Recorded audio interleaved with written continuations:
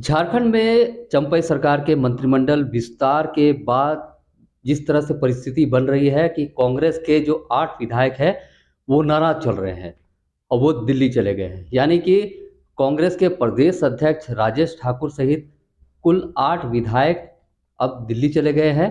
यानी अब मान मनौवल का दौर शुरू हो गया है। हम ये भी बता दें कि जिस तरह से कांग्रेस में एक फूट भी नज़र आ रही है, तो इसको लेकर बीजेपी क्या सोचती है, इसको लेकर हम बातचीत करेंगे भाजपा के प्रदेश सह मीडिया प्रभारी अशोक बड़ाई जी से। अशोक जी, सबसे पहले तो हमारे चैनल में आपका स्वागत बहुत बहुत धन्यवाद। नमस्कार सभी को। है। अशोक जी, जिस तरह से ये जो परिदृश्य बन रहा है, 8 विधायक नाराज हो गए, दिल्ली चले गए, मंथन का दौर जारी है, मान मनोबल का दौर जारी है, तो बीजेपी किस तरह से देख रही है? देखिए, हम लोग पहले से भी बोलते आए हैं कि जब से माननीय मुख्यमंत्री पूर्व मुख्यमंत्री हेमंत सोरेन जी जब राज्य की बागडोर संभाले थे, उसके बाद से विधायक ही नहीं, राज्य के 3.5 करोड़ जनता ही नाराज थी उनके सरकार के कामकाजों से। सरकार की जो पॉलिसीज थी, सरकार के जो आश्वासन जो देकर जो लोग आई थी, 5 लाख नौकरी, बेरोजगारों को बेरोजगारी भत्ता, खतियान आधारित स्थानीय नियोजन नीति बनाना, कई ऐसे तरह की पॉलिसी बनाना, कहीं ये सरकार फिसडी साबित हुई है। और ये हम नहीं है, अब तो कांग्रेस के विधायक भी आरोप लगा रहे हैं कि चार कांग्रेस कोटे के मंत्री हैं, उनका परफॉर्मेंस बहुत खराब है। हम लोग जब बोलते थे तो बोलते थे ये लोग राजनीति करने वाले लोग हैं, इसलिए आरोप लगा रहे हैं। आज उनके 12 जो विधायक है, 12 विधायक उनके ऊपर, कांग्रेस के मंत्री के ऊपर आरोप लगा रहे हैं कि चारों मंत्री अगर फिर से नहीं हटाए जाते हैं तो चुनाव क्षेत्र में जाना हम लोग के लिए दुर्भर हो जाएगा। क्षेत्र की जनता को हम क्या जवाब देंगे, राज्य की जनता को क्या जवाब देंगे। आज मैं आपको बता दूं कि इस प्रदेश में 28 जनवरी से जो भागम भाग की स्थिति उत्पन्न हुई है, एक समय भाग हेमंत भाग, फिर भाग विधायक भाग, फिर अभी फिर से भाग विधायक भाग जो दिल्ली की ओर जा रहे हैं, फिर अभी भाग मुख्यमंत्री भाग, यानी पूरी जो भागम भाग की जो स्थिति परिस्थितियां उत्पन्न हुई है, इसके खुद जिम्मेवार हेमंत सोरेन जी और चंपई सोरेन और पूरे के पूरे उनके सरकार के लोग हैं। तो इसलिए भारतीय जनता पार्टी तो एकदम हम लोग का स्पष्ट मानना है कि इनको अपने निजी स्वार्थ कैसे पूरा हो, अपना पेट कैसे भरे, इनको राज्य की जनता से मतलब नहीं है। यहां देखिए कि एक अनार 100 बीमार वाली कहावत है। सबको लगना, सब जब हैदराबाद रिसोर्ट में लोग गए थे तो आपस में मंत्रिमंडल, आपस में विभाग का बंटवारा कर लिए थे और ये बोलते थे कि भारतीय जनता पार्टी के डर से हम लोग गए हुए हैं। आज तो पिक्चर सबके सामने है। आज सब पूरा राज्य की जनता देख रही है कि किसके लिए ये लोग हैदराबाद रिसोर्ट पॉलिटिक्स करने गए थे। ये बीजेपी के डर से नहीं गए थे, इनको अपने विधायकों से डर था कि 3-4 को अगर मंत्रिमंडल में शामिल करेंगे तो बाकी लोग मुंह फुला के बैठ जाएंगे।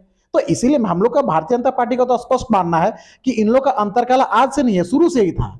और ये लोग मंत्रिमंडल को लेकर जो बंदर बाट करने के लिए जो ये लोग तैयार बैठे थे, कभी सर्किट हाउस के कमरा नंबर 107 में मुंह फुला के बैठे हुए थे और फिर उनको आला कमान मीर साहब आए, उनके प्रभारी आलमगीर आलम साहब आए, राजेश ठाकुर जी गए, काफी मान मनोबल के बाद में 1-1.5 घंटा विलंब से वहां राजभवन सभी को समेट कर लेके गया। लेकिन शपथ के ठीक बाद आप देखेंगे कि बाहर कैमरा के सामने कांग्रेस के विधायकों ने इस पर आपत्ति जताया है कि खेला होगा, ये अच्छा नहीं हुआ, ये राज्य के लिए अच्छा नहीं हुआ।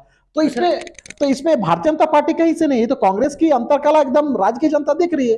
कांग्रेस के अंतरकला है। कांग्रेस के अंदर जो लोग बोलते हैं कि डेमोक्रेसी है लोकतंत्र, अब तो लोकतंत्र उसके अंदर देखने को मिल रहा है कि किस तरह का लोकतंत्र वो लोग फॉलो करते हैं।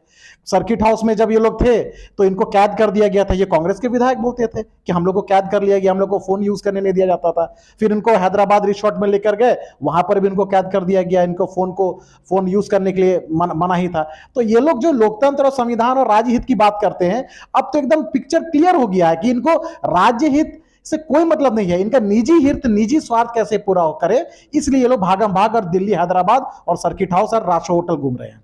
तो अशोक जी, ये तो आप बात तो साफ कह दिए हैं कि उनकी वो पॉलिटिक्स है, लेकिन आरोप तो आप पर ही लगता है। देखिए, आरोप इसमें भारतीय जनता पार्टी कहां है। माननीय पूर्व मुख्यमंत्री हेमंत सोरेन जी अपने जमीन घोटाले के मामले में वो आरोपित थे, उनके ऊपर पूछताछ कर रही थी, तो उसमें भारतीय जनता पार्टी कहीं से नहीं है। वो ईडी का मामला था और हेमंत सोरेन जी का मामला था। वो भागे भागे दिल्ली गए, 50 घंटा गायब थे, उसमें भी लोग आरोप लगा रहे थे भारतीय जनता पार्टी के ऊपर में। 50 घंटे राज्य को भगवान भरोसे छोड़कर वो गायब थे, फिर बाय रोड वो रांची आते हैं, तो उसमें ईडी और हेमंत सोरेन जी के मामला है। उसके बाद कांग्रेस के विधायक और जेएमएम के विधायक आपस में ये लोग बटोर के इन लोग रिसोर्ट लेके जाते हैं, हैदराबाद रिसोर्ट, तो उसमें भी बीजेपी कहीं नहीं है। और आए, शपथ ग्रहण किए, चंपई सोरेन जी ने अपना बहुमत साबित किया, फ्लोर टेस्ट हुआ विधानसभा में, बहुमत उनको 47 मत प्राप्त हुआ, तो इसमें बीजेपी कहां से है। अब जब सरकार मंत्रिमंडल विस्तार कर रही है, राज्यपाल ने देरी करके तो कहीं ना कहीं ये तो सवाल खड़ा कर दिया ना। देरी कांग्रेस और जेएमएम की अंतरकलह के कारण हुआ है, ये बीजेपी के कारण नहीं हुआ है। आप देखिए कि आज बैद्यनाथ राम जी जेएमएम के विधायक है, आज उनको क्या क्या किया गया। 50 लाख आबादी को प्रतिनिधित्व करता है एक दलित समाज का एक नेता बैद्यनाथ राम जी, उनको सूची में होते हुए भी उनको राजभवन बुलाकर अपमानित करके उसको वापस भेजा गया। ये तो दलित समाज का अपमान किया ना। सीता सोरेन जी शिबू सोरेन परिवार की बड़ी बहू है, उनको भी अपमानित किया गया। वो तो स्पष्ट मीडिया के सामने बोली है कि गुरुजी ने फिर अपनी बड़ी बहू को भूल गए हैं। बैद्यनाथ राम जी ने खुले मोर्चे में मोर्चा खोला है और बोला है कि 48 घंटे में पिक्चर क्लियर कीजिए, तो मैं कड़ा रुख अपनाऊंगा। फिर 12 विधायक अभी मीडिया के सामने आकर बोले हैं कि चारों मंत्री को जब तक नहीं हटाया जाएगा हम लोग झारखंड वापस नहीं आएंगे और विधानसभा सत्र में भागने लेंगे। तो इसमें बीजेपी कहां है? ये तो जेएमएम का अंतरकलह और कांग्रेस का अंतरकलह है।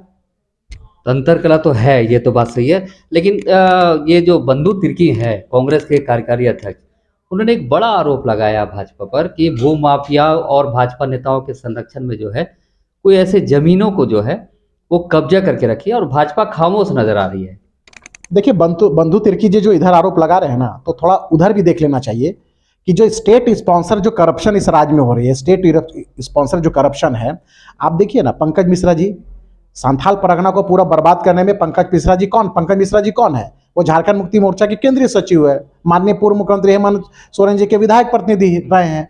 अब वो इतने बड़े माइंस घोटाले के आरोपी है। फिर आज देखिए जमीन का जो घोटाला जो हुआ है इस प्रदेश में, धीरे धीरे परत दर परत ईडी और कई एजेंसियां उसको सामने लाते जा रही है। तो ये लोग क्या है ना, अब फिर बीच में सरकार ने एक बिल भी लेकर आया था, बंधु तिर्की जी को मैं याद दिला दूं, लैंड म्यूटेशन बिल। ये लैंड म्यूटेशन बिल क्या था? ये बैकडोर से अधिकारियों के हाथ में आदिवासी जमीन को बंदरबाट करने का एक बिल था, कानून था। जब बीजेपी ने आवाज उठाया कि ये आदिवासी के लिए सबसे बड़ा काला कानून साबित होगा यह बिल, तो फिर उसको आनन फानन में उसको ठंडे बस्ते में डाल दिया गया। तो जमीन छीनने वाले लोग ये, खुलेआम सरकार स्पॉन्सर जो करप्शन क्राइम करने वाले लोग ये, भ्रष्टाचार में लिप्त रहने वाले ये, आज खुलेआम राज्य की जनता देख रही है कि जमीन घोटाला हो, शराब घोटाला हो, माइंस घोटाला हो। अब तो राज्य के जो युवाओं का जो मेधा घोटाला ये सरकार ने किया, सरकार के संरक्षण में हुआ है। तो कुल मिला के सभी घोटाले में कहीं ना कहीं सरकार के लोग शामिल है। तो इसमें बीजेपी का है, तो थोड़ा बंधु तिर्की जी को सरकार की ओर देख लेना चाहिए कि सरकार में शामिल लोग इन सभी घोटाले में शामिल है। ईडी पर जो है सवाल खड़े हो रही है, कहीं ना कहीं बीजेपी पर यह आरोप लगा ईडी जो है दुरुपयोग कर रही है बराबर। देखिए ये लोग क्या है ना, ये लोग ना संविधान को मानते हैं, ना लोकतंत्र को मानते हैं, ना जुडिशरी को मानते हैं, ना इलेक्शन कमीशन को मानते हैं, ना ईवीएम को मानते हैं, ना किसी भी तरह के आईटी इनकम टैक्स डिपार्टमेंट को मानते हैं, ना किसी भी एजेंसी को नहीं मानते हैं, सीबीआई हो, एनआईओ, किसी को नहीं मानते। ये लोग गांधी परिवार जो बोल दिया, सोरेन परिवार में जो बोल दिया वही सही है।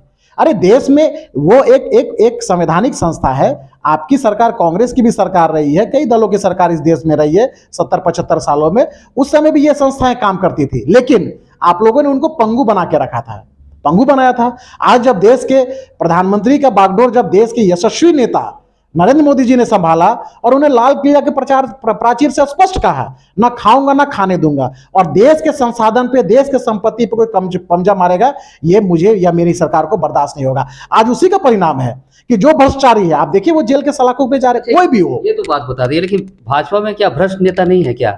उस पर कार्रवाई तो होती नहीं है। आप नाम गिना दीजिए, आप नाम गिनाइए। नहीं, कहीं ना कहीं ईडी वहां जा नहीं रही है। नहीं देखिए, ईडी, आप धीरज साहू को क्या बोलेंगे? ये लोग बोलते हैं धीरज साहू के यहाँ कांग्रेस के राज्यसभा के सांसद है, झारखंड से राज्यसभा सांसद है, 350 करोड़ का नकद कैश मिलता है। महादेव ऐप का घोटाला छत्तीसगढ़ में होता है। तृणमूल कांग्रेस के नेता के यहाँ कई करोड़ शिक्षा घोटाला, नौकरी घोटाला हुआ था, पूर्व शिक्षा मंत्री के यहाँ, उनके यहाँ पैसा मिलता है। हेमंत सोरेन जी के कई ऐसे लोगों के पास में संपत्ति और पैसा मिलता है, तो इसको क्या बोलेंगे आप? कई नेता भी ऐसे हैं जो कि आरोप लगा लेकिन वो बीजेपी ज्वाइन कर लिए, अब फिर उसके बाद जो है कहीं ना कहीं वो सवालों के घेरे में नहीं आए, जांच खत्म हो गया। आप तो पहले उस व्यक्ति का नाम बता दीजिए, उस नेता का नाम बताइए। अगर आप नाम नहीं बता पाएंगे तो मैं आपको स्पष्ट कर दूं कि आप कुछ ऐसे नेताओं का नाम करें जो कांग्रेस से आए हैं या कई अन्य दलों से आए हैं। देखिए, लोकतंत्र में किसी को भी कहीं भी रहने का, जाने का अधिकार है, चुनाव लड़ने का अधिकार है, ये संविधान हमको परमिट करता है। लोकतांत्रिक व्यवस्था में कोई भी व्यक्ति कहीं भी जाके चुनाव लड़ सकता है। विचार से समझौता भारतीय जनता पार्टी नहीं करती है। आज भी हमारा आइडियोलॉजी है नेशन फर्स्ट, राष्ट्रवाद, कि राष्ट्रीय राष्ट्रवाद की हम लोग राजनीति करते हैं और विचार से हम लोग समझौता नहीं कर सकते, कोई व्यक्ति आए जाए कोई फर्क नहीं पड़ता है। अब जहां तक बात है, बोलते हैं कि बीजेपी में आरोपित व्यक्ति है। जिस दिन अगर जुडिशरी अगर कोर्ट अगर उसको जस्टिफाई कर देगा कि वो गलत है, उस दिन पार्टी भी मान लेगी कि वो गलत है। लेकिन हमारे नेता नरेंद्र मोदी जी का स्पष्ट करना है कि जो भी इस देश के संसाधन को लूटेगा उसको हम चैन से बैठने नहीं देंगे, उसका स्थान जेल के सलाखों के पीछे है। तो क्या माना जाए कि जिस तरह से रिजॉर्ट पॉलिटिक्स देखने को मिला, अब जो है दिल्ली पॉलिटिक्स शुरू हो गई है, दिल्ली कूच कर गए हैं, तो ये पूरे घटनाक्रम में अब बीजेपी कहीं ना कहीं सेंधमारी तो नहीं करेगी? नहीं, देखिए ये लोग भागम भाग की पॉलिटिक्स कर रहे हैं। आप शुरुआत में देखिए, भाग हेमंत भाग 50 घंटे भागे रहे, उसके बाद फिर विधायक लोग भागे, भाग विधायक भाग, एक दिन तक पूरा रिसोर्ट पॉलिटिक्स किए। उसके बाद फिर आप देखिए, फिर विधायक लोग भागे भागे फिर रहे, फिर भाग विधायक भाग, अभी दिल्ली भागे हुए हैं। अब फिर अभी चंपई सोरेन जी मुख्यमंत्री जी भी पीछे पीछे भागे भागे फिर रहे, भाग मुख्यमंत्री भाग। तो ये जो भागम भाग की जो स्थिति प्रदेश में जो उत्पन्न हुई है, ये जो इंडी अलायंस के लोग हैं, घमंडिया गठबंधन के लोग के कारण उत्पन्न हुई है। तो इसमें बीजेपी का स्पष्ट मानना है कि राज्य को भगवान के भरोसे छोड़कर ये लोग अपने निजी स्वार्थ को पूरा करने के लिए कि हम सरकार में कैसे बैठे, मेरा पेट कैसे भरे, मेरा निजी स्वार्थ कैसे पूरा करे हो, उसको लेकर ये लोग चिंतित है। राज्य की जनता या राज्य के भविष्य को लेकर ये लोग चिंतित नहीं है। तो धन्यवाद। धन्यवाद बहुत बहुत। तो ये थे अशोक बड़ाई जी, जिस तरह से इन्होंने बातों को रखा है और जिस तरह से जो कांग्रेस के नाराज विधायक दिल्ली कूच कर गए हैं, दिल्ली में मंथन का दौर जारी है, मान मनोबल का दौर जारी है। तो इनका साफ तौर पर कहना है कि जिस तरह से ये मामला सामने आ रहा था, इसमें बीजेपी कहीं नहीं है, कहीं ना कहीं सरकार अपने निजी स्वार्थ के कारण जो है अपना पॉलिटिक्स, रिजॉर्ट पॉलिटिक्स कर रही है या तो दिल्ली पॉलिटिक्स कर रही है। अब देखने वाली बात हुई कि जिस तरह से भाजपा ने अपनी बातों को रख दिया है और ये कह दिया है कि इसमें बीजेपी का कोई हाथ नहीं है, ये देखने वाली बात हुई कि आने वाले दिन में क्या बीजेपी इस पर अपनी बात रखती है या तो कांग्रेस में ही कुछ फूट नजर आता है। रांची से दर्श न्यूज के लिए मोहन।